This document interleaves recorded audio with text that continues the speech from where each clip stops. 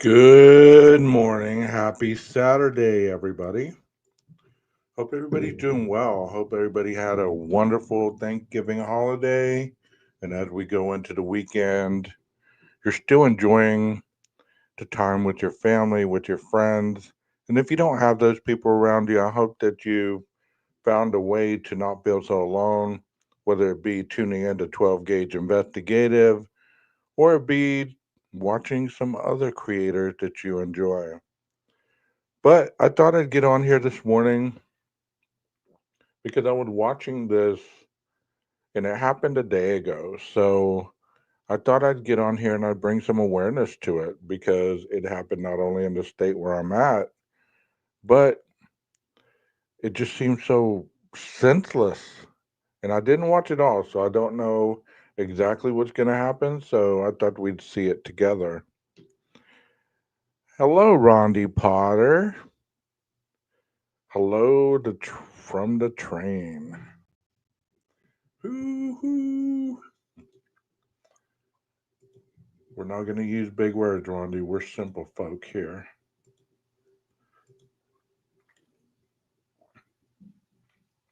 I hope everybody else is doing well. Sometimes these type of crimes, they just baffle me because I wonder what happened? What went wrong in order for this to have occurred? Well, let's find out. Let's find out. A young Texas mother is brutally murdered while in the midst of a bitter custody battle. Police quickly arrest her ex-boyfriend, but there's another twist. The mastermind orchestrating the murder is really his new fiance, a woman who plotted the murder to steal the victim's life. It all began one fall morning in Carlton, Texas, a suburb just 20 miles north of Dallas. That's where 24-year-old mom Alyssa Burkett was parked in her car outside the Green Tree Apartments leasing office where she worked. According to witnesses, a suspect, who they believed was a black man, approached Alyssa's car. What happened next is almost too shocking to imagine. The suspect took out a gun, pulled the trigger, and shot Alyssa through the driver's side window. The suspect left her for dead, but somehow Alyssa survived. She climbed out of her car. Already, already within the first couple of seconds. Can you believe this? Hey, Aquarius, can you believe this? Within the first couple of seconds, we have a love triangle going on where her ex husband's new fiance orchestrated this murder of this Texas mother. And a black man approached her vehicle and opened fire. She survived. Or trying to get help from her coworkers inside the office, but the suspect wasn't finished. He chased her up the steps of her office, pulled out a knife, and stabbed her 44 times. The suspect then rushed from the scene, driving off in a Ford SUV. At the same time, Alyssa's coworkers came outside to find her in a pool of blood. She was later pronounced dead. Alyssa's mother, Therese Collard, arrived at the scene shortly after hearing this tragic news. Right away, she told police that she knew who killed her daughter, 33-year-old Andrew Beard, who is Alyssa's ex-boyfriend. At the time of Alyssa's death, the two were involved in a messy custody battle over their one-year-old daughter, Willow. At first, investigators were skeptical about Beard's involvement because he didn't match the description witnesses had given to police. But after speaking with Beard and his fiancée, Holly Elkins, investigators soon began to suspect there was more to the story. When police searched Andrew Beard's house, they found strange evidence inside, including batteries and a charging station for a GPS tracker. Investigators say these items matched the tracker that was discovered underneath Alyssa's vehicle. What's more, a shocking discovery inside Andrew Beard's vehicle: 2 bottles of dark makeup. Investigators say he used this makeup to mask his identity, wearing blackface at the time of Alyssa's murder. So it wasn't a black man. It wasn't a black man. Who do you think it was? I cannot sometimes just it just baffles me. And I'm reading that the New Evil book, and I'm listening to stories like this, but it still baffles me to think that people go beyond all aspects of humanity and carry out some of these crimes over a custody battle.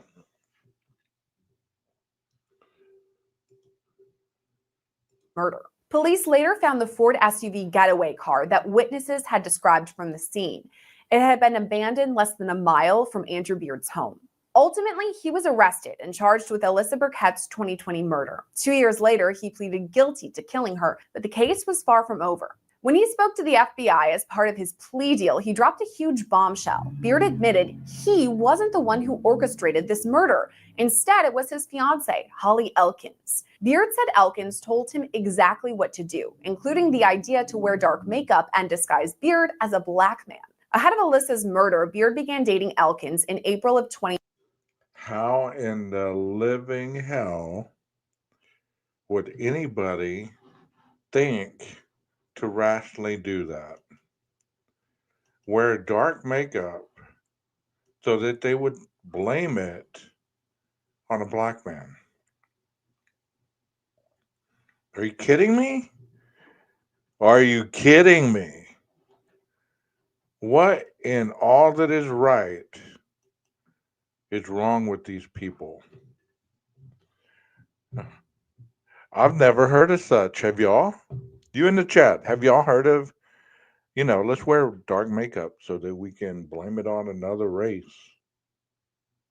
And I apologize for my statement at the very beginning. I was just repeating what they said. But now I totally apologize to anybody who would think that it was a black man. That is just insane. And to say that his new fiance orchestrated this so that they would point the finger at somebody else.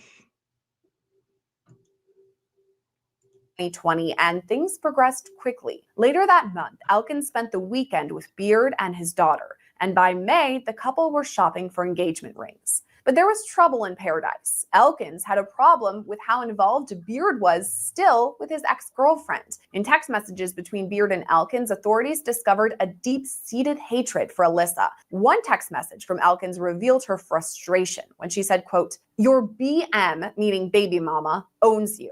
You continue to put BM first. You choose to be IDK, for lack of a better term, submissive to her. And I don't want or need any BS from anyone." At first, Elkins tried everything to make Alyssa look unfit to be a mother. This began in June of 2020 with a campaign to terrorize Alyssa, starting with small acts of harassment that grew to more sinister things over time. Elkins and Beard secretly installed a GPS tracker on Alyssa's car, allowing them to track her. So let me ask you this question, because you know how I do on my channel. I don't have to explain it to you. But let me ask you this question. Who is more culpable in this crime? Even though the ex-boyfriend committed the crime, who is more culpable, the ex-boyfriend or his fiance? Because it sounds like he didn't have the motivation to do it on his own if she constructed the crime. What do y'all think? Tell me what you think. You think, I know they're both culpable. I get that. But who do you think is more culpable? Do you think the ex-boyfriend would have committed this crime had he not had this fiance? Rondi said the boyfriend. Anybody else? What do y'all think? I mean, it's not like there's a ton of you in the chat, but what do the two of you think? Rondi said boyfriend. What Aquarius? What do you think? For every move. In July, Elkins made a fake 911 call, claiming Alyssa was driving erratically on the highway. Just weeks later, she made another false report, accusing Alyssa's mother of attacking her. Elkins went even further, hiring a private investigator to dig up information on Alyssa and her new boyfriend. But the investigator didn't find anything incriminating. As time passed, the harassment became more dangerous. In September, Elkins and Beard planted drugs and a gun in Alyssa's vehicle. Beard then called the police, accusing Alyssa of dealing drugs. But when all of these attempts failed, Elkins pushed Beard toward more violent solutions. Eventually, the harassment turned into a deadly plot to get rid of Alyssa, and by late September, the couple was planning her murder. Elkins and Beard purchased a black rain suit, dark makeup, and weapons, including shotgun shells and a knife. Elkins. This reminds me of the Kansas mom situation where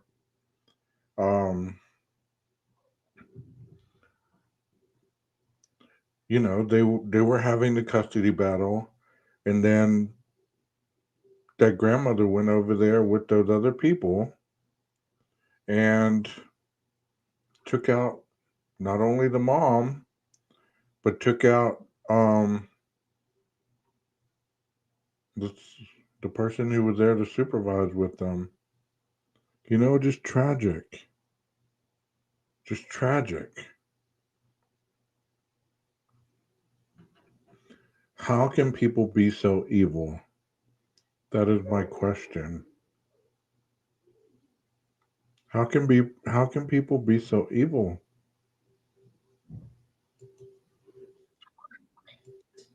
I just don't understand. I mean, I can think about it. I can do podcast about it, but how can people be so evil? Right. Exactly, Rondi. Exactly, Aquarius. How can people be so evil when it comes to, they already weren't together. Hold on a second. Texted Beard urging him to, quote, handle it, and telling him that she hoped he would be ride or die for her. She even warned him that if he did not follow through, their relationship could be over. Shortly after this exchange, Beard made a Google search for how to remove gunpowder from his hands. All of this led up to October 2nd, when Alyssa Burkett was murdered. So to make sense of this tragic case, we're hearing from criminal defense attorney and former domestic violence prosecutor Anthony Osso. Thank you so much for coming on with us today. Thanks for having me, Sierra. Now, this case is kind of wild, and I think it all stems from the fact that it started as two significant others, obviously boyfriend, girlfriend, they have a baby together. At some point, I can assume they're in love. And then all of a sudden it becomes significant other to murderer. How does it escalate to that?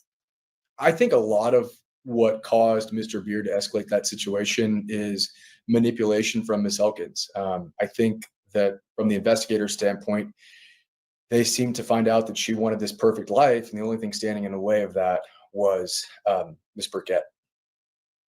I do agree with you that there was a lot of string pulling here or manipulation. It just is interesting to me that it worked. I mean, if somebody said, hey, I want you to kill your ex-boyfriend, I think I would say no right away. Do you think there was probably a lot of convincing? I think there was a lot of convincing, but like you said, Sierra, you can't. I mean, those of you in chat, can you imagine, having that happen? You're in a new relationship, but they have a 1-year-old daughter together. Do you think that you'd be nefarious enough to say, I want you to kill your ex-child's mother? Could you be convinced to do that? Could it be enough for you to be convinced to go take out your child's mother just because your new love, for whatever reason, doesn't want her around? Could you do that? It is not. That's why I told you guys at the beginning that what I heard about this case is just really disturbing, but it's more twisted than anything else. Can't blame this on the new fiance alone. This comes down to Mr. Beard and his willingness to actually take action and commit that murder. So there's a lot of undertones from him being responsible for this. And I think a large part of this too is that they shared a child together. So there was this custody battle over their daughter. He wants her, she wants her, kind of in the middle situation, which we've seen many times before, but we don't always or even often see it lead to murder. I mean, do you think that played a role in all of this? Absolutely. I mean, I think that it is the relationship between Mr. Beard and Miss Burkett. I think that it's indicative of a domestic violence or a relationship that involves domestic violence. And there is an element of control that Miss Burkett had over Mr. Beard. And in order to take that back, she was sort of in the way of something that he wanted as well, which again was that perfect life with his daughter and his new fiance.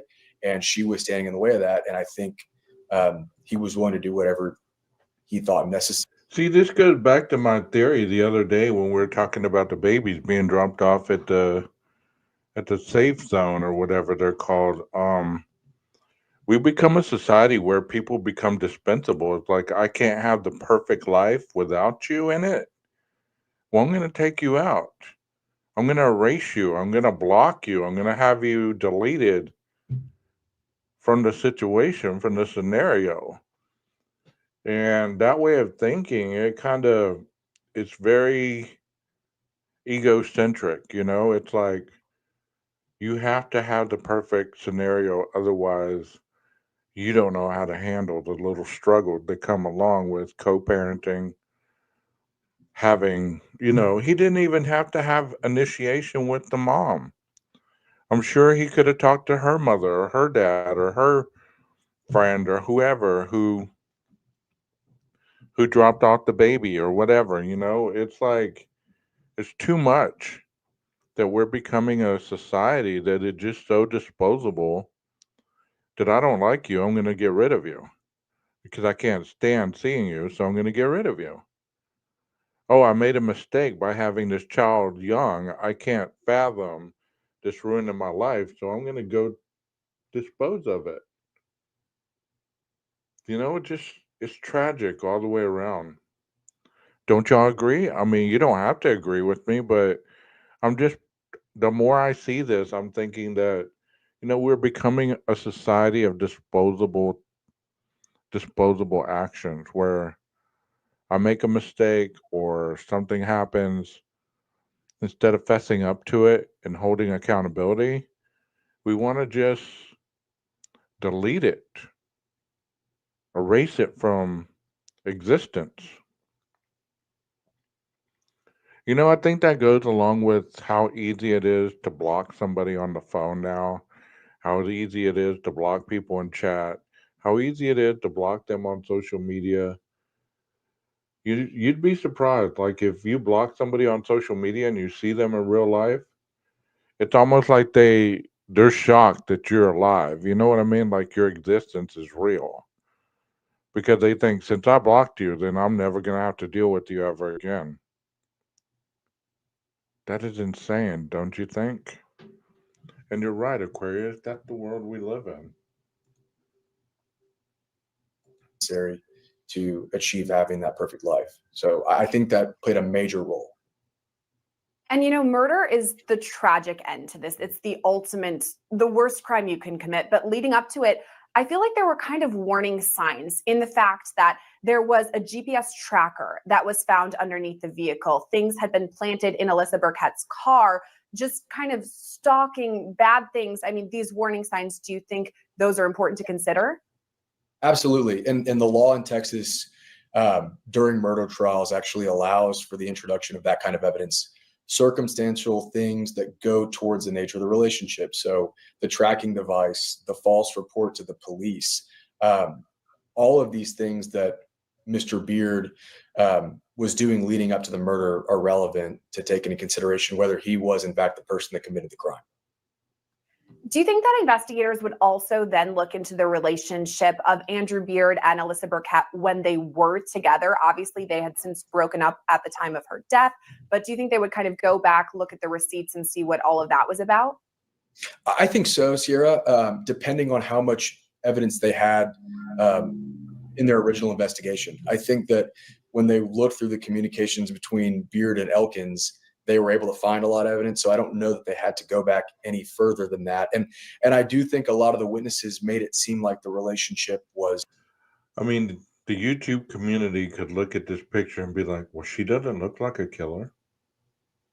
She doesn't look like she'd be capable of formulating a plan for her boyfriend to go kill her ex. She doesn't look like that at all. She looked quite normal. What do y'all think? Looks don't define a killer. Looks don't define the possibility to kill. But this is her mugshot. Kind of like everybody else's mugshot we've ever seen. This is the true version of this person at their lowest point. So to say that this person could not be capable of such a thing is very, very chilling, to say the least.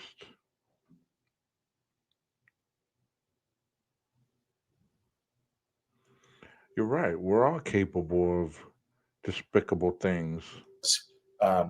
Between Beard and Miss Burkett was not that turbulent. So I do think it's something they would look at, but it's even more so if there was not evidence later on and they needed to dig further to establish a case. Hey, so I'm going to take a guess and say a lot of you who watch our videos are business owners or maybe even starting your own side hustle. I have to talk to you about our awesome sponsor, Odoo. It's a free all-in-one.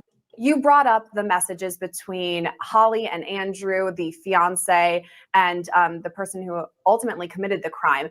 Okay, so we looked through a lot of the texts and they're pretty blatant. I mean, they're discussing their plans. It's pretty much black and white right there. You can look at the texts. And I really have to wonder why they would text that information. I mean, they could have spoken to each other and then we wouldn't have a written trail of it. Why do you think that they would just have it left there on their phones?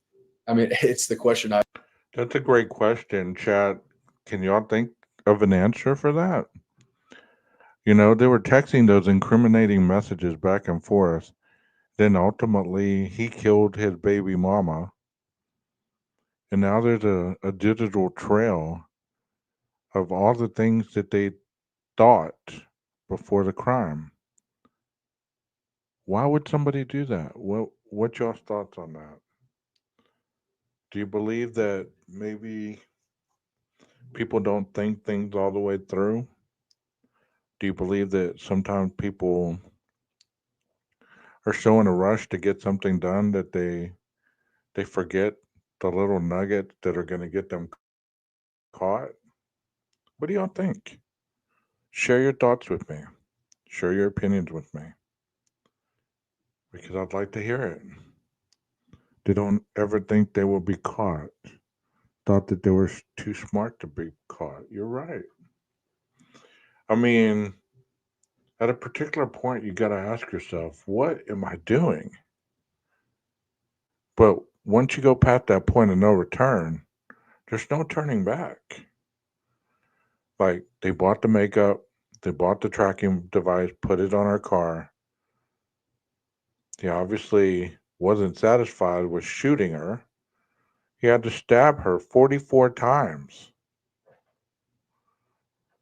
So that is a crime of passion. I scratch my head and think about as a defense attorney all the time. Why would you put your crimes in writing? But the caveat to that is I always say, if you really want to know somebody or get to know somebody, go, I'm not suggesting go through their text messages, but if you looked at them, I think you would find out people's true colors. And they probably didn't anticipate that down the road police would have the ability to look through their messages. And so they thought it was in confidence. And when you think something's in confidence, you show your true colors. So the murder of Alyssa Burkett was obviously a shock to her, her family, her coworkers. I mean, seemingly out of the blue. But something we talk about a lot here on Law and Crime, that phrase, it's always the husband or it's always the significant other. And is that who investigators would go to right away, even if they didn't have all this other information about Andrew Beard? I mean, they kind of got tipped off that potentially he could be involved. But don't they always look at the significant other first anyway? I think if they have a reason to look at the significant other, In this situation, they had a tip from Miss Burkett's mom saying, I know it was him. Now, they're going to need a lot more than a tip from the mom and a hunch that he was responsible for this. And see, that's what I was telling you guys in a live one time, that, we all need a sense of trail for people to know what's going on with us. We have to have extensions to people where if something happened to us, we've talked to somebody about possibly something wrong going on, somebody stalking us, somebody threatening us, these type of things. But if you don't have those type of people in your life, if something happened to you, nobody can vouch for you, so to say, and then you're just subject to other people's ridicule because you can't defend yourself saying that, I'm a loner, I'm not a people person, I'm this or that. And then it just gets pretty ugly. But I think that gives them at least a lead. And so when they start lifting up the rug and looking into Mr. Beard, they see that prior call out situation. And then they also were able to connect the car to him that was on the scene that witnesses saw. So I don't know that it's a necessity, but it's definitely, if they have a reason to think that they're responsible, it is a place to start. So they were able to match up the car that was on the scene to his. Are they sure it was the car? Was there even a car there? Did the police get it wrong? Did they fabricate that evidence? How did they know it was his car? I don't believe it. It's sus to me. Unfortunately, this is not a crime that's new to us. Oftentimes, we see a significant other who murders the person, sometimes because of a child custody battle. I mean, it isn't completely unheard of. But what sets this case apart that you've mentioned many times is Holly Elkins. We don't always have a new fiance who's kind of pulling the strings and is the mastermind in all of this. What do you make of her role? I think it's astonishing. I mean, I think for somebody to be so fixated on an idea of what they think a perfect life is, that they're willing to take the life of somebody else and ultimately take the life of the mother to the child that they want to treat as their own. It's astonishing. It's really not something you see all that often. You will see from time to time new partners putting pressure on their partner to treat the ex poorly and continue domestic violence, but not often to the extent of planning out and executing a murder. One of the reasons we wanted to speak to you specifically today is because of your history with domestic violence. You know a bit about it. Do you think that there were warning signs that people around Alyssa Burkett, or even she herself, could have pointed to and said, something may be off, let's pay a little closer attention to? That would rise to the level of... I mean, what type of man would be that influenced to go kill his ex? What type of man could be influenced that badly by another person? What could that person bring to the table that would convince you so badly to go kill your ex? That's my question right now. And I'm asking that question to the chat and on replay. If you watch this on replay, or you happen to stumble upon this later on in life, what kind of pull did this woman have on this man? Because I don't know about you, but there's no way that I would even want to be involved with my ex other than having a child with her. I'd be like, okay, I'm going to have my mom go pick up the kid, or I'm going to have my mom relay a message, or I'm going to have a friend talk to her, or possibly if I knew that my new person didn't get along with her, there's no way I would even really flame that fire. I'd be like, I got to find a way as the man in this relationship to find a way to keep peace on both ends. I can't act like this person's not going to be a part of my life for the next forever. We have a kid together. So that's another thing. If you get with somebody who already has children, and unfortunately it shouldn't be this way, but somehow it's became this way. The and it's not always this way, but the exes sometimes go overboard and they say, well, they're not going to have any say on what my kid does, or they better not discipline them, or this and that and the other. I mean, you lost that right to telling me what to do when we broke up. We have a child together, but that's as far as it goes. Visitation, emergencies, monetary issues, school functions, all those things that are co-parenting. That is that is your right to know about. But as far as how I parent in my house and who's parenting, it's none of your business. You lost that right whenever we broke up. And unfortunately, a lot of times these individuals never let go of the child's mother or the child's father. Because I've heard a child um the other way around, where the new mother's boyfriend kills the child's father, you know? It's insane to say the least. What do y'all think about it? Aquarius says exactly. Care for the child, I meant. Yeah, you're right. How can you just act like that child is not the most important thing? Obviously you're not together for a reason. There's a reason you're not boyfriend and girlfriend anymore. Yeah, exactly, Rondi. How could they not keep it separate? There's a reason you're not together. So the fact that you can't be amicable and raise this child together, and you have to be influenced by your new girlfriend to get rid of your ex, and that's the only option that she sees out of this. In my opinion, she's just as culpable or more than the individual who did the crime. They're both culpable of this crime. They both should be tried the same, because he's trying to blame it on her. But I hate to break it to you, buddy, but you pulled the trigger. You put the makeup on. You put the tracking device on her. You stabbed her 44 times. You ran up after her as she was still alive. You didn't try to get her help. You ran after her and stabbed her 44 times. She'd still be alive if it wasn't for you. So how does that not make you culpable of a murder? What do y'all think? You think I'm on the right course, or do you think I'm way off here?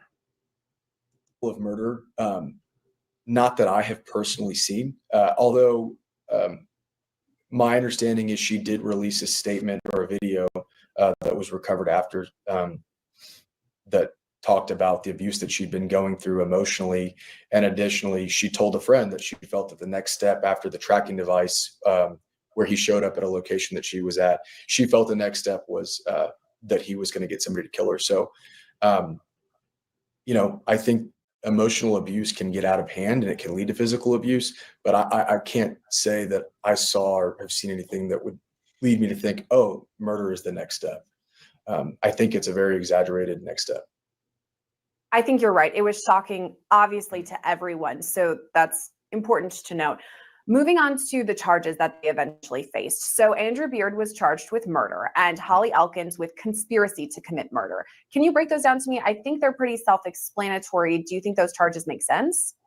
Absolutely. Murder in Texas is pretty straightforward. It's just the unlawful cause of death of another person. And so in this situation, it's clear that he shot her in that parking lot. And then when she went to make her way towards the inside of the apartment leasing office, he then finished the job by stabbing her.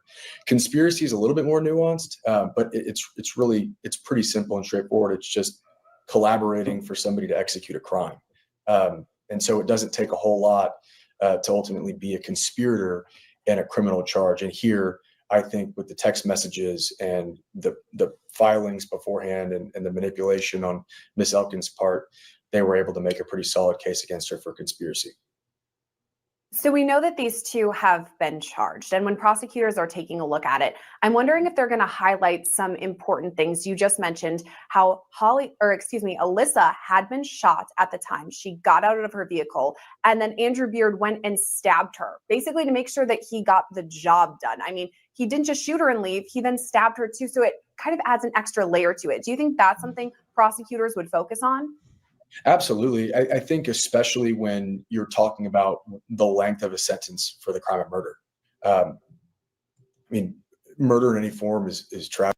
I mean, how can you, without any conscience, say that, let's say that you shot her in a moment of insanity and you had you had a moment of clarity. Oh my God, this is my child's mother. Instead of pursuing her up to the business and stabbing her 44 times, you get on your cell phone and you call 911 and you say, hey, I just lost it and shot my child's mother. We need an ambulance. You try to help her. You stop the bleeding. You do this, that, and the other. But no, he didn't do that. He stabbed her 44 times. 44 times. Aquarius. She says, I know these are tough cases, but you look so mean, 12 gauge. I know you're not, but you look it. See how appearance don't matter? Yeah, I get it. I don't know. I'm just like, I have very little tolerance for things like this. I mean, it's like there has to be another way out. Yes.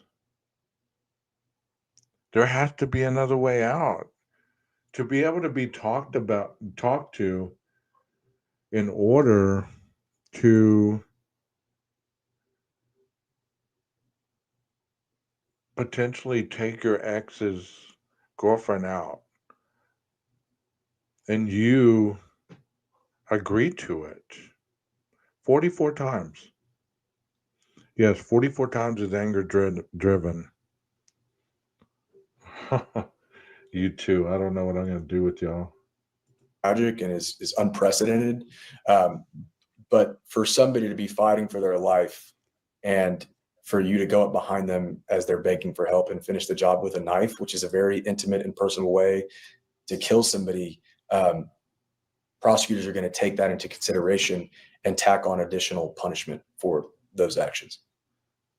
And I do feel that there's signs of consciousness of guilt in all of this too, in that he wore blackface at the time. So he was hoping to completely disguise who he was so that people wouldn't know who he was. Obviously that shows, okay, what you're doing is wrong. Do you agree?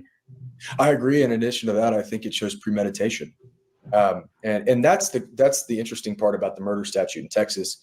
The range starts at 5 years in prison all the way up to life in prison, because I think our court system recognizes that there are things like heat of passion and spur of the moment type of killings, or things that would make a person rise to the emotional level to do that. But here you have a planned out and kind of a methodical killing. And that is something that prosecutors definitely took into consideration with this case.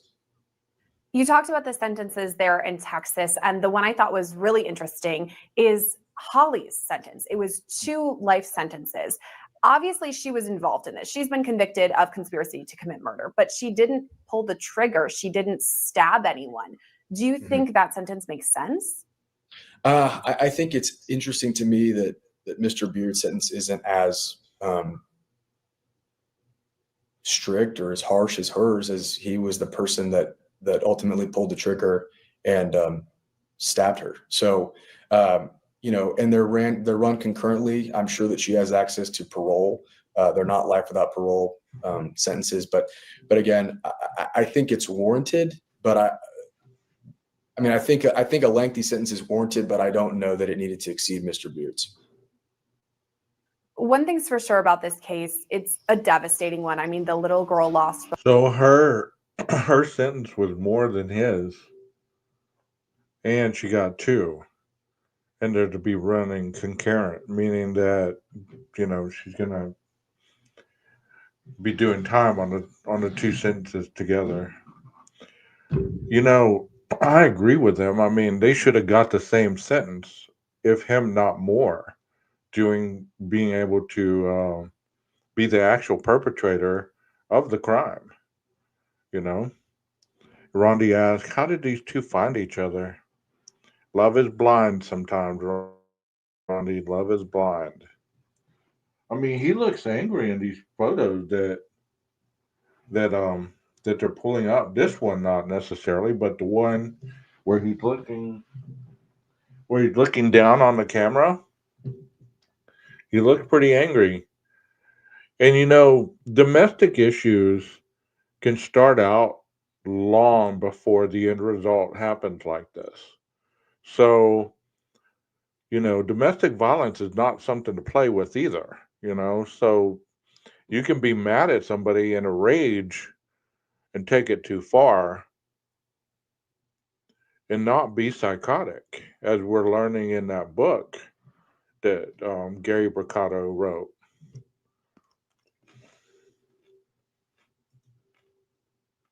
Both her mother and father in one fell swoop. It's really a tough one to cover, but Anthony, thank you for coming on and breaking it down with us. Thanks for having me, Sierra. In May 2023, nearly 1 year after he admitted to killing her, Andrew Beard was sentenced to 43 years in prison. As for Holly Elkins, authorities arrested her a month later and charged her with conspiracy to commit murder, stalking, and using a dangerous weapon. She was convicted and sentenced to 2 life terms in prison. Reporting for Law and Crime, I'm Sierra Gillespie.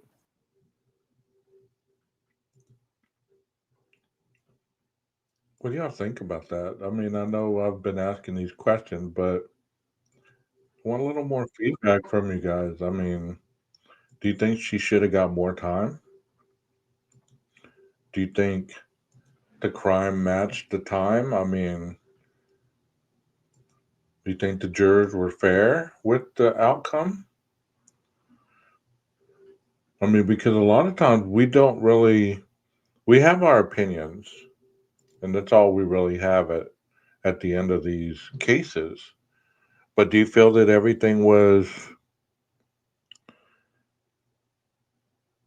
handled correctly, by the jury's sentencing statutes? Let me know what you think. What do y'all believe? How did these two find each other? Strangers in the night.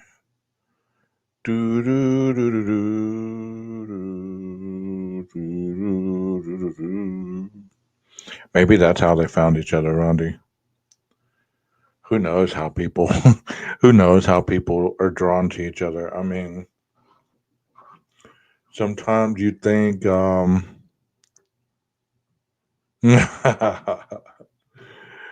I think they should have been equally charged, not conspiracy, in my opinion. I agree. I agree. I mean,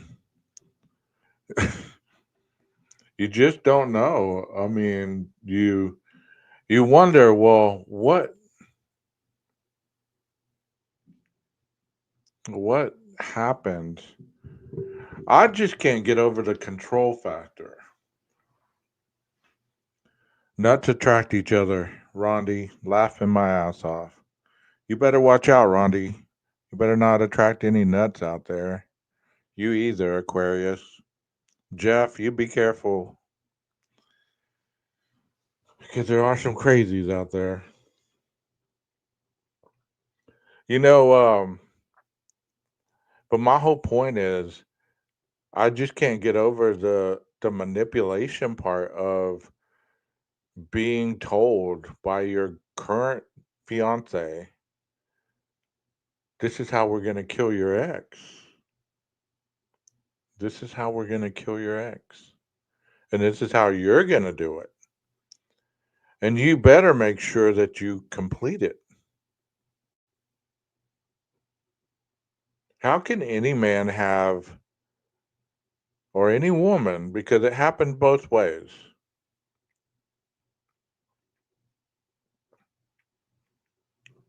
how can anyone be convinced that that is the only viable option that is going to get them the desired result, that's going to equal peace and tranquility in their relationship?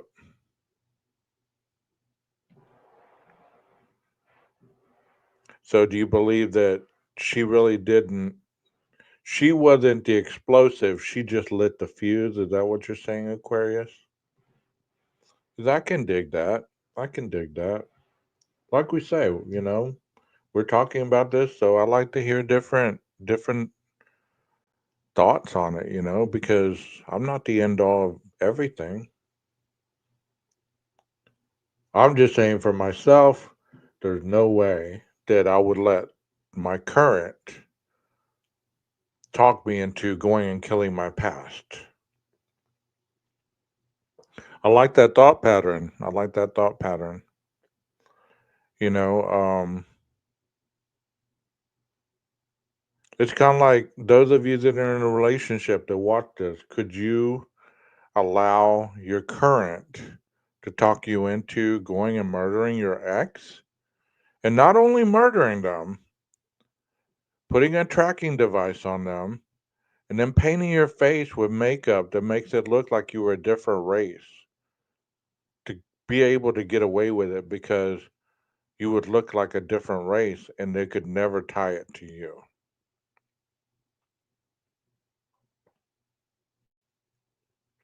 I don't know. I don't know. I don't know how it could happen that way. Nobody tells 12 gauge. I don't know. That's slowly changing. um,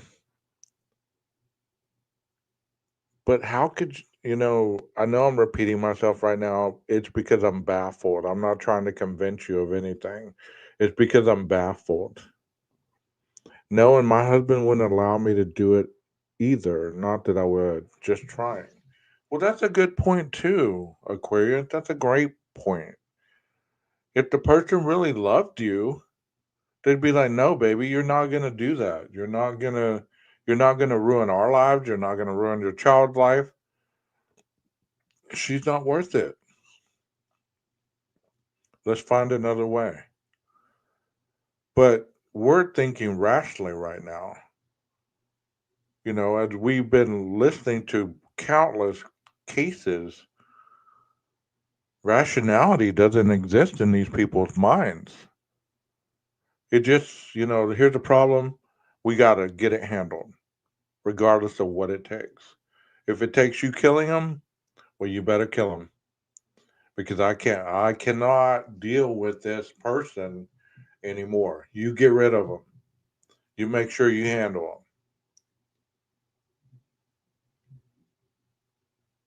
I don't get that. But let me play a little more of this other one. See if this gives any more information than that one did.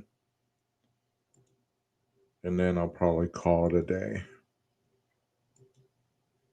I hope y'all are enjoying this. If y'all do, please hit the like button. And if you're not a subscriber, please subscribe to the show. I like this lady. Warning. This podcast explores graphic and disturbing stories and includes some strong language. It therefore may not be suitable for our young listeners or other folks who may find it disturbing. Hello and welcome to True Crime Daily, the podcast covering high-profile and under-the-radar cases from across the country every week. I'm your host, Anna Garcia. And our cases this week, a murder that I am calling the dirty Downton Abbey. Listen to this. A former escort who became a countess by marriage insists that she should retain her royal title despite the fact that she's been convicted for the murder of her husband, the one who gave her the royal title. She has served her time. She's out of prison. And now she's fighting to remain the countess. Is that fair? Is that justice? But first, it is a horrific case of domestic abuse and stalking. How a man, angry about a custody battle, put a tracker on the mom's car, hunted her down, and then killed her. The man has been convicted and sentenced, but somehow justice seems empty, knowing that the 1-year-old girl at the center, at the heart of this custody battle, has been left without a mother and a father. We're recording this on Wednesday, May 31st of 2023. Our guest today is Luis Bolaños, a law enforcement expert with more than 30 years experience, a private investigator, the founder of GetBit Investigations. Luis is a frequent guest. He's a fan favorite. He's a friend of the show. He's a personal friend of mine. And I like this lady's channel. So if you are not a subscriber, you might head over there to True Crime Daily and hit the like button. I've done another live broadcast with her presentations. She's excellent. She's excellent, as well as her guest. So why don't y'all head over there and give her a like if y'all haven't already. And let's see what she has to say as far as how she views this crime. any day that is filled with Luis. How are you? Hi, Anna. Wow. Thank you for that. That's nice to see you. Don't get to see you much nowadays, the way our lives are going, but I'm so happy to be here. And these cases, wow.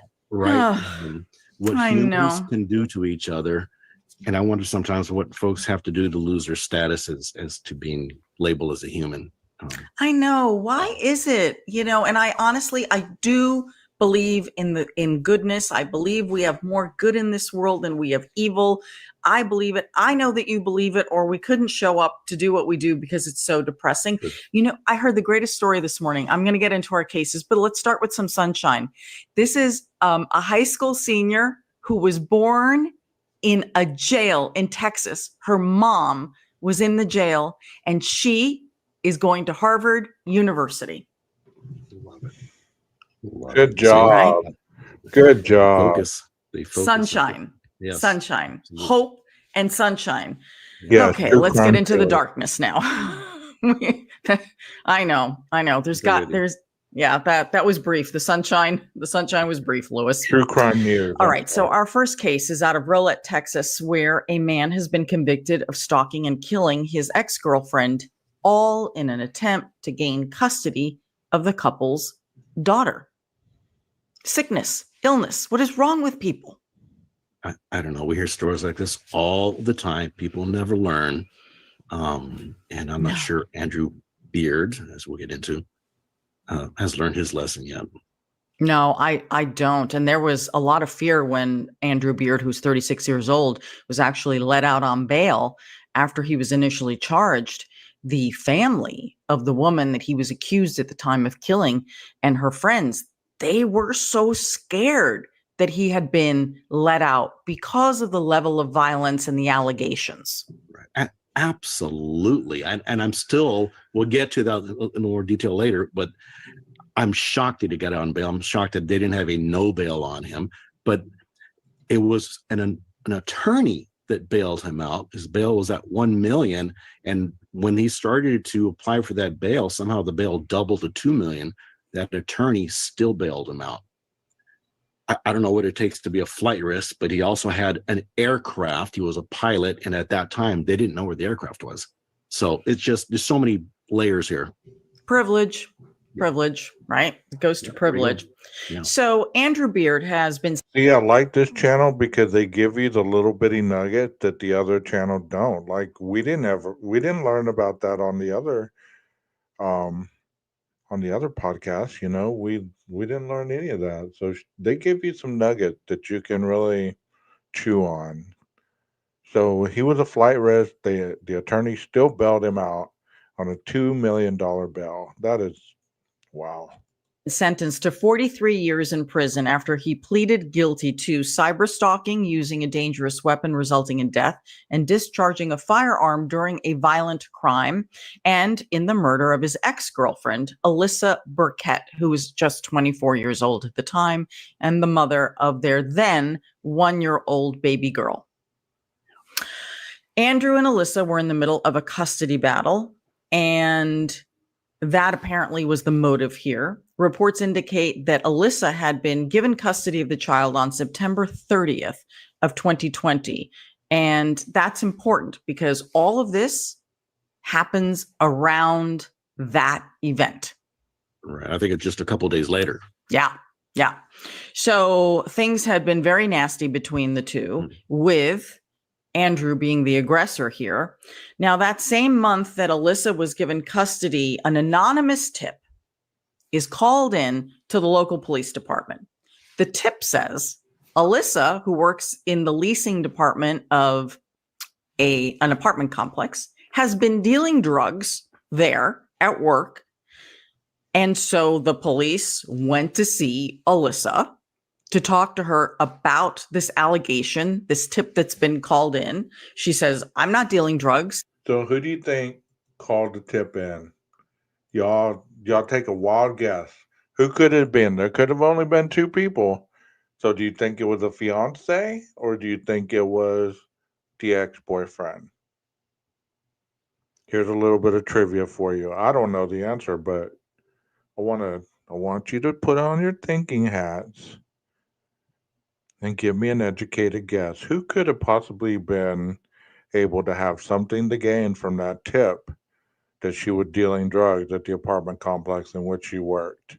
Who would be willing to gain something?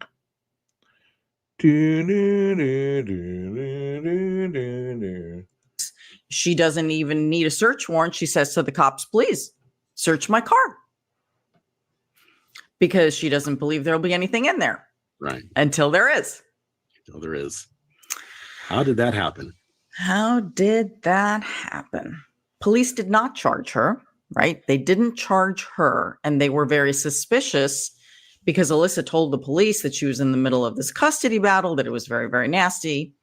And the police started thinking, ooh, maybe she was set up by Andrew, but they claimed that there wasn't enough evidence to go after Andrew at the time. Police say they found 5 marijuana baggies, a plastic baggie of cocaine, a Taurus pistol with the serial number removed, and $29 in cash.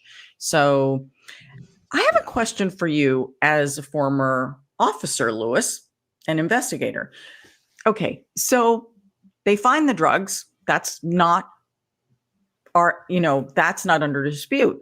But isn't everyone going to say, oh, yeah, that's not mine, and somebody planted it there? Hear it all the time. So I want to take a step back, and I'm so proud of those officers for taking their time and stepping back, because as we're hinting here, it very easily could have gone sideways. And how many times has this happened in the past where those aren't my drugs? Even I have found drugs in the pants of individuals and pull them out of the pocket, and they'll say, these aren't my pants. Right?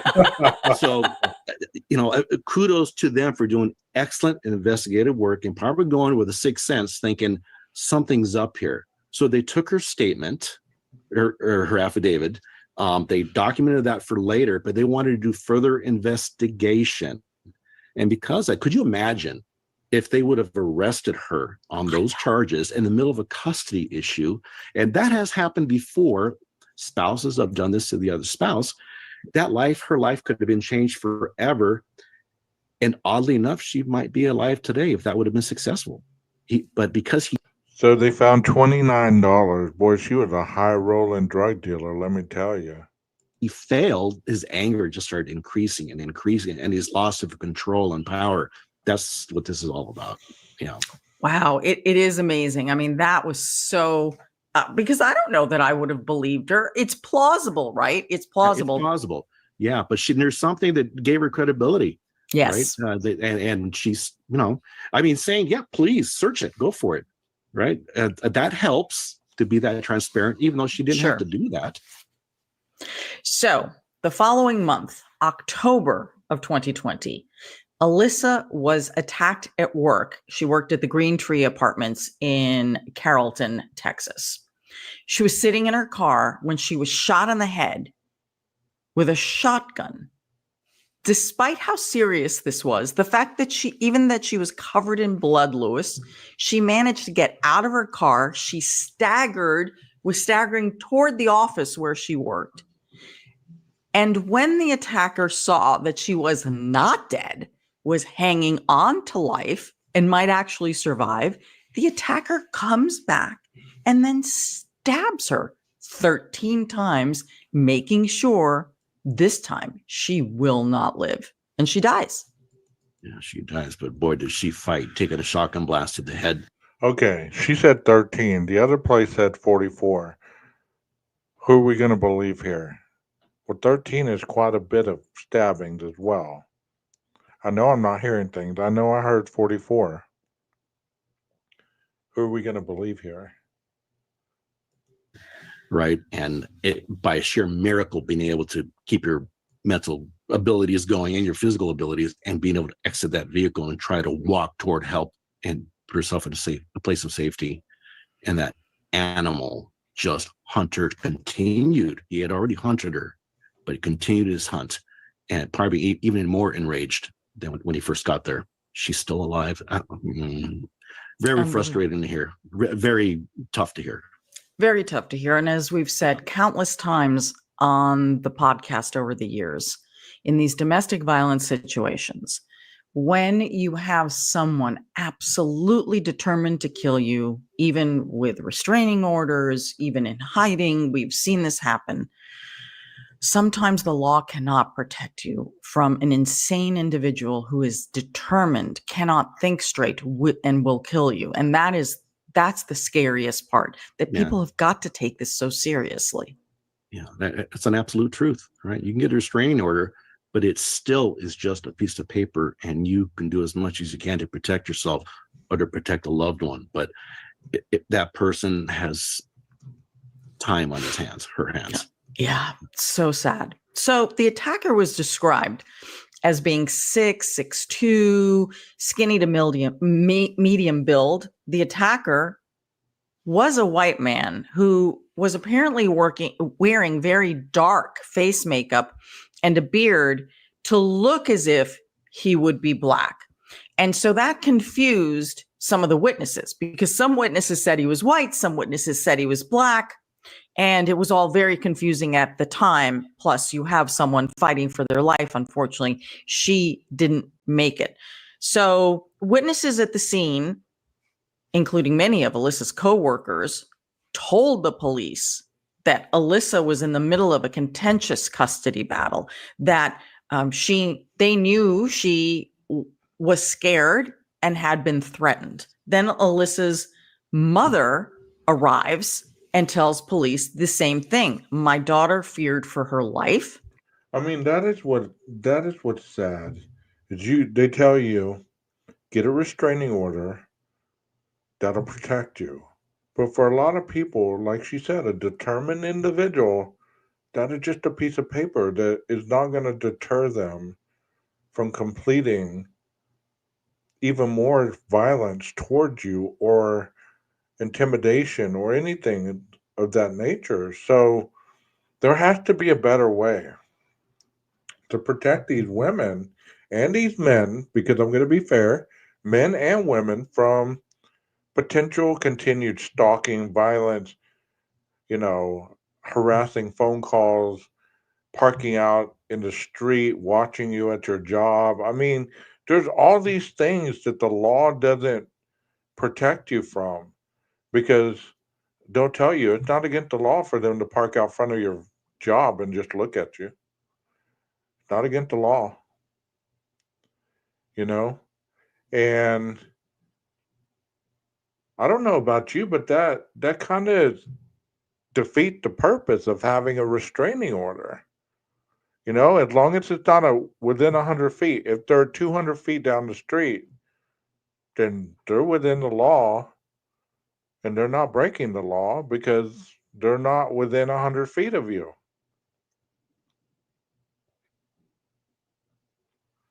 Yeah, very many people view it as just a piece of paper. You're right, Glitter.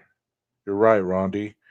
It's sad that, if you filed a restraining against me and I wanted to go sit out front of your job and I was 200 yards away or 200 feet away, and I was just watching. You called the cops on me. I'm on a public street. What am I doing? Well, you have a restraining order. Well, I'm not doing anything. Or I go down the street as you're getting home. You call the cops. They pull me over. Well, I was just going to the coffee shop that I like down that way. Well, why'd you go down that street? Always go down that street. You get the little loopholes in these things, and it's really sad that these individuals have to fight so hard and live in fear because there's nothing better out there to protect them. It's really sad. This man was threatening to do whatever he had to get custody of their baby girl. So, Lewis, at this point, he would rise to suspect number one, I would think. Oh, I think so. And back to him putting what turns out to be some type of blackface. He wanted to give the illusion that he was an African American. The officers never completely believed that. They were from day one looking at other possibilities. And part of that reason is because they were aware of this call that was placed earlier, I would say 2 weeks earlier, where he tried to incriminate her by saying she had narcotics in the car, selling narcotics from the window. So their radar was already up. But once again, kudos to the investigative team out there for not jumping on that as the only possibility. And it turns out they were right. And before we get to where they found him and what he was doing when they found him, I think this is important for everyone to understand what was going on in Alyssa's life, in Alyssa's words. So she had set up a GoFundMe page to help pay for her legal battles in this custody dispute. So I'm going to read a quote from the GoFundMe account, which is now changed. The GoFundMe account now is to pay for her funeral and to help the baby girl because she has no parents now. Okay, so these are Alyssa's words. If you know me, you know how my life has been for the past year. Anyone who knows me knows I am a wonderful mother and try my best to be the best I can for my daughter. Since she has been born, her father has taken me to court several times in an attempt to take her away from me. At the beginning of August, he took it upon himself to keep her from me. He would not open the door per the court order, and I went over a week without seeing my 1-year-old baby girl when I am her primary parent. At this point, I am scared for my life and my daughter's life. It has been made clear this man will do whatever it takes to cut me out of the picture, and I am worried what is coming next will be the worst. Yeah, she was very, very transparent on her GoFundMe page. And the thing that really grabbed me was she also wrote, "At this point, I'm scared for my life and my daughter's life." That's quite a powerful statement to put on a public GoFundMe page as to what's happening in her life in real time. She had, you mentioned earlier, and this gets me, sometimes the system is just delayed for whatever reason, and it shouldn't be in these areas. But she had a right to have a visitation a week earlier and was denied by the husband. This is how that's supposed to work. You have the court documents that says, I'm here to pick up right now. My daughter's right there. I want to know why that didn't happen and the officers didn't. And see, he's bringing up a great point as well. That's another thing that I've seen is, as sad as it is, these parents use the children as leverage. They have these documents and they don't abide by them. They don't abide by the days that they're supposed to get the child. They don't abide by the hours they're supposed to have them. They don't abide by a lot of different things. And there's a lot of threats. There's a lot of intimidation. There's a lot of manipulation. And it goes on both ends. I'm not just taking one side. It goes on both ends. Or they kidnap their child or children. And yeah, I'm sorry to hear that as well, Glitter. I was reading that. They kidnap their children and they run off with them. It's terrible how they use these children as leverage. Not saying that that's what Alyssa was doing, because I believe that she was deathly afraid of this man and what he could do. Obviously, she was because she wrote it in the GoFundMe. But getting back to the court orders about child custody, that's a joke as well. Child support, all that stuff. There has to be a better way. There has to be a better way. Hello, Nina. Thank you for being here. There has to be a better way. Child custody is one of the biggest things that causes domestic violence because one or both don't want to follow the court order. There's one person trying to follow it, there's another person trying to not follow it, and using the child in the middle. And usually it gets very ugly. You continue to go to court, the judge orders it. But once again, it's just a piece of paper to the person who doesn't want to follow anybody's rules, who want to make up their own rules, who's used to telling the mother of the child or vice versa what's going to happen. This is what I'm going to do. A piece of paper ain't going to change who I am. It's not going to change what I do with my child. They can't tell me what to do. And that's where we're at. And it's very violent and very volatile. There has to be a better way. There has to be a better way.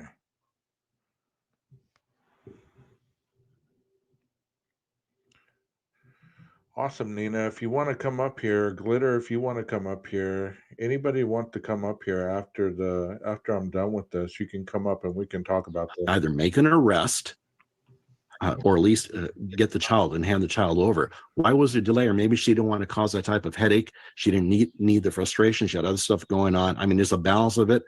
Maybe she thought that she would deal with this later. Who knows what was going on? But that document should prevent those type of things of happening and set the tone early of who's in charge. And who's in charge? The court's in charge. But all it did was add to her fear and give him more feeling of power and control because he won the battle that day. Yeah, he did, didn't he? So as part of the investigation, now we're back at the crime scene. We've heard from Alyssa in her own words, and now we're back at the crime scene. Police find that there is a GPS, a tracking device that's been placed, attached to Alyssa's car. And according to Alyssa's boyfriend, not this man, but her boyfriend, that he found a similar tracking device attached to his truck, and he told police that he believed Andrew was tracking them.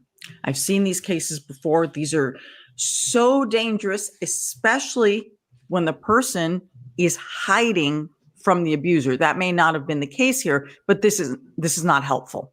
This is not a good thing. I believe this tracking device is what eventually led to the cyber stalking conviction. Stalking through tracking, through this GPS that he had applied to the vehicles. Horrible. Just a horrible, horrible thing. And that they had shared, Alyssa had shared in court how surprised she was when Andrew listed her address when he should not have known it. So that was a tip-off that something was coming or something was going on. So, of course, at this point, police are believing that Andrew is their top suspect, and they go to his house. And at this point, it's about 3 hours after the murder, and Andrew and his current girlfriend are seen taking the 1-year-old girl, putting her in his truck, and then loading bags into the truck as if they're going somewhere. Yeah. They're conducting surveillance on him. So because their flags are up already, they're conducting surveillance when they see that. Yeah. And from his perspective, not trying to get into this insane man's head, but he probably thinks, oh, custody, there's no issue here. She's mine and I'm out of here. I'm taking the kid and I'm out of here. My problem has been solved. Right. I cannot get over how many times, and we do this over and over again on this program, when people think that murder is a problem-solving tool. No. And I want to tell you guys that I haven't seen this before, so everything that I've said up to this point that echoes what they're saying, that should tell you. You've heard it twice already from 3 different people who think alike. So that should tell you that there is some credence to our understanding of the crime. You know, she's saying the same thing, he's saying the same thing, I'm saying the same thing. So that should show you that there is some stable minded people out here in this community that really understand what criminal and crime is really is. You know, it's not just a speculative sport. And it's just part of the way this individual lives, that he's smarter than everybody else. But he left quite the trail behind him. Yes, he did. So investigators saw that he had, he's getting in this a white F-150 that didn't have a front license plate. So the investigating officers from the murder case are now, because they know this is not random, they know this woman has been attacked.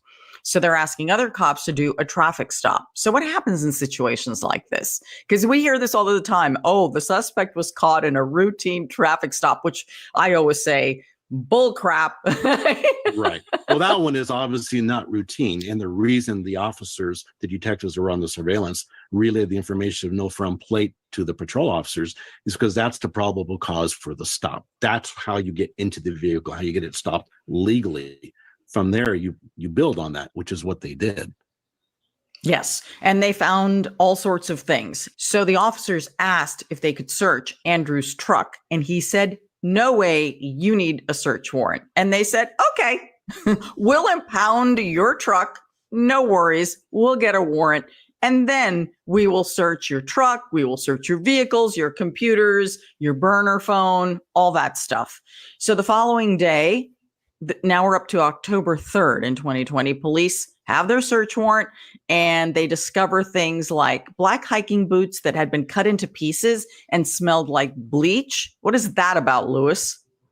Well, it might be the shoes, the boots that he wore at the scene that stepped on forensic evidence that he might have tracked back, put him there at the location. They found a serrated kitchen knife, a flathead screwdriver, apparent brown makeup stains on the interior of the vehicle itself, and partially burned makeup wipes with brown residue on them. So he was, as fast as he could, taking that stuff off. Right. And remember, witnesses said they couldn't tell was the person white, was the person black. It was very confusing. And that's because he attempted to conceal his identity and he wore blackface. So this is the one of all of the evidence, this is the one that undoes me and I think is also so telling. Okay. A search of Andrew's home uncovered the script that the man had written when he called in the drug tip against Alyssa. So he wrote it all down. That's an amazing piece of evidence to recover, and it might have been the final seal in his coffin. Absolutely. Yeah.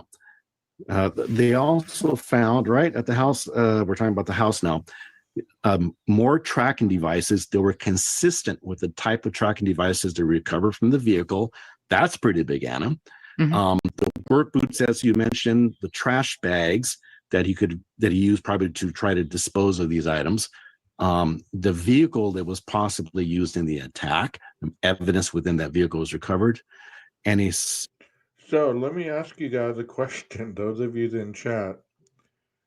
Did this sound like a very clean crime cleanup to you? Listen to everything they found. I know if we were going to have this become a big case on YouTube, there'd be people that say, there was no evidence. They didn't find any evidence. Oh, that makeup they found, that could have been his girlfriend's makeup or his fiance's makeup. Doesn't mean that he had it on that night, that he was wearing it just because they found it. The boot that he cut up, maybe they were old. Maybe they had something on them and he bleached them because they stunk. Do you see how this sounds when people talk like this? We just heard all the evidence, and I'm talking against the evidence that they found, trying to make make it look like he didn't do it. Oh, the knife they found, the screwdriver, all that stuff, that doesn't show anything. There wasn't no DNA on her. So therefore, how did they prove that it was him? There was no DNA. There was no blood. Okay, but he stabbed her 44 times. They said she bled out. He shot her with a shotgun. Come on. Come on. And I think we already talked about this, but they also found a single dark colored hair with what appeared to be blood on that. So he apparently used a different vehicle when he attacked Alyssa.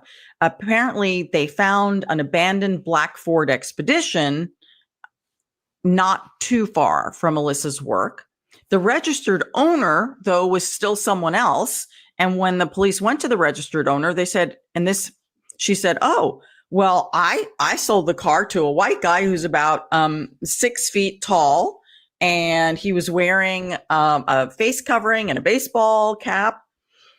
So they believe that SUV, not the one that he was driving, that he had the baby in, that's the one that he used as the vehicle during the attack and murder of Alyssa.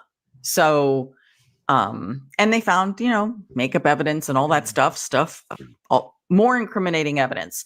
So Y'all keep believing these YouTubers' conspiracies, you future criminals of America, and you'll continue to be caught just like this guy because you believe that the cops are stupid and that nobody can find any evidence against you and that you're smarter than everybody else.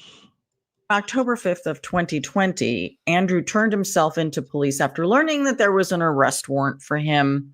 And as we said, he was out on bail, made everyone very, very nervous then. In June of 2022, he pleaded guilty to cyber stalking, using a dangerous weapon, and all these other charges. And then finally, on May 24th of this year, he was sentenced to 43 years in federal prison. I don't even know that that's enough. Yeah. No, it's nowhere near enough. But back to something positive, I think the officers did in this after he was on bail. They rearrested him a short time after he made bail for gun violation, gun charges. And I think that they Al Caponed him. They found another outside issue because possibly of the firearm that they had found in his house during the search warrant. And the silencer that was with it. They found some federal charges to bring him back into custody and to hopefully keep him there until he actually gets filed on and until he's convicted. And ultimately, that's what happened. Yeah. And now, so by now, baby girl is what, 3 years old? Kid. Yeah. Yeah. Yeah. Yeah. That's real love of a father, right? No. Well, I hope he rots in prison. I'm sorry, but that's what I'm hoping for. No, I agree. I think we're on the same page with that. We are really taking a detour with this next. Okay, I put the link in the chat if you guys would like to come up and talk about the case or any kind of similar issue that you may have had in your life that you can relate to what's going on. Anybody in the chat want to come up and talk about anything? Domestic violence, maybe the the messiness of this crime. Because as we learned in that, man, there was a lot more things that the newscast didn't tell us. This was a lot more thorough, even though I don't know whether they got the stabbing number right, but I'm going to stick to 44. Who knows? One of you want to come up? Aquarius, Glitter, Jeff, Roddy, anybody?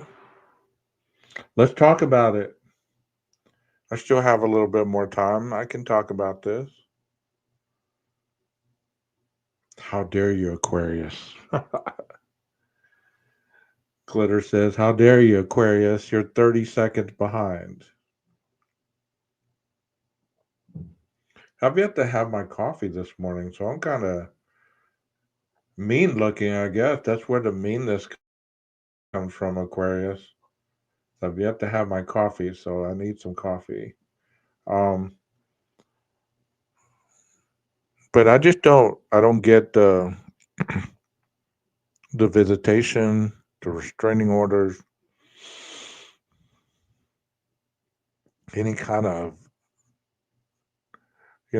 threats or violence that may have been stated to this mother.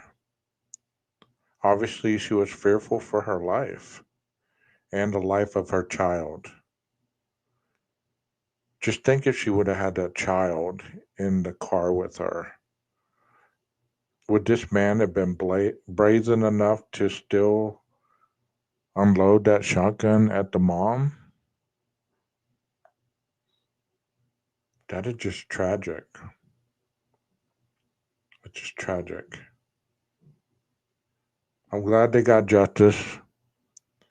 And I wanted to do this crime because of the twistedness of it all. See, this type of crime is more common than, killing of two girls on a bridge, or, 4 college students getting killed in a home, or, a 13-year-old being killed on the side of the road and dumped. This crime right here is more common, unfortunately, because custody battles are very, very volatile most of the time. Those of them that aren't, that's a wonderful thing that people can co-parent without it being anything to do with anything other than raising the child, because that's what you have at that point. You don't have the ability to come in and still have the benefits you once had because you're fighting with your current boyfriend or girlfriend. You don't have that. I mean, people are going to make their own rules, but what I'm saying is all you're doing is giving one side the hope that you can get back together. And it's just terrible that, when you're fighting, but whenever you're not fighting, you think you still have the rights over this other person who they see, who they date. Oh, you're not going to have that person around my child. You're not going to have this person around my child. I'm not going to let you have the child when that person's around. Come on. I understand a male. Okay. I get the male perspective. And if you have a little daughter, I get that. But if it's a little boy, I don't get that. I don't get, you can't have the little boy around your new girlfriend. Come on. I get the little girl not being around a new boyfriend. I get that. That makes total sense. And, waiting for your children to meet these new people is a wonderful thing as well. You just don't want to integrate them into somebody that could potentially just be for the moment. You want to wait and see if this is actually going to go somewhere before you integrate the children. I mean, I see countless people doing it. I see countless people being successful doing this. So in speaking on it, I'm not speaking fiction. I'm speaking reality, because there are a lot of individuals that are divorced, or, they had a child together and they broke up and they're still co-parenting. They might not like each other. They might talk bad about each other, but they're still getting it done for the child. And that is the end result. Is that child needs to see that there's two people that are invested in them growing up to be the very best person that they can be. It no longer becomes about you and the ex anymore. It's about the child. It's about the child. So I hope that y'all enjoyed this. I guess nobody's wanting to come up, so I'm going to go ahead and close this off. I'm going to ask you really quickly, can you dig it? Can you dig it? If you can't dig it, get yourself a bigger shovel. Maestro, cue that music.